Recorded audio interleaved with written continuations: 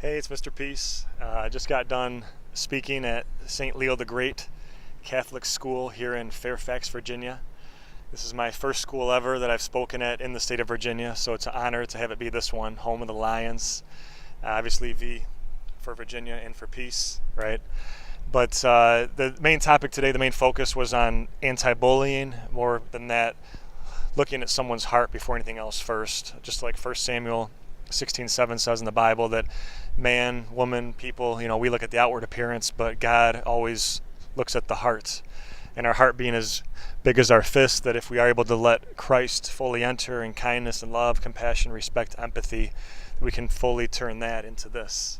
And that in just 2 seconds, in one breath, one heartbeat, one action, one word, 2 seconds, we can lift somebody up higher than the clouds. What we say or do stays on their heart for the rest of their life in a good way, in a kind way, or we can say something so mean that it crushes somebody's spirit and stays on their heart in a negative way forever. So we always have that choice, and to be conscious and know that our perfect example is our Savior, who was perfect love and is, always will be.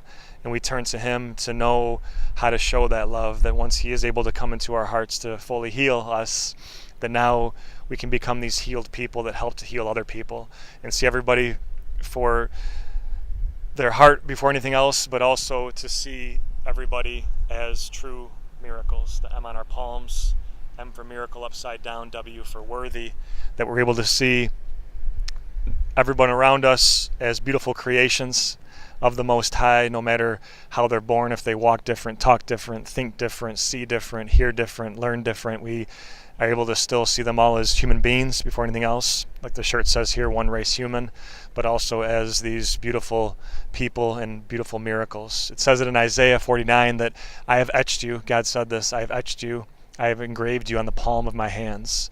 And that proof is there with the lines on each of our hands. So we only have to look that far to know that we are so worthy of His love. And then once we believe that we are loved and that we truly love ourselves, then we can go on and not only praise and glorify God, which is the greatest commandment, but then now we can take it to the second one, which is to love your neighbor as yourself. Matthew 22 speaks on that, and once we do have that self-love, now it's our job to not just believe that we're good enough, but then go out and be the light to other people's hearts and see them for who they are, and show that compassion, show that love without any conditions. Thanks for touching my heart. Hope to see you guys again soon and make this one of many trips to Virginia out east. It was just an honor, privilege. I got to stay for all the lunches too and hear some of your hearts and some of your pain, but know that we can always turn that pain into greatness. And you guys will do that. You guys will keep changing this world by keeping your hearts open to love.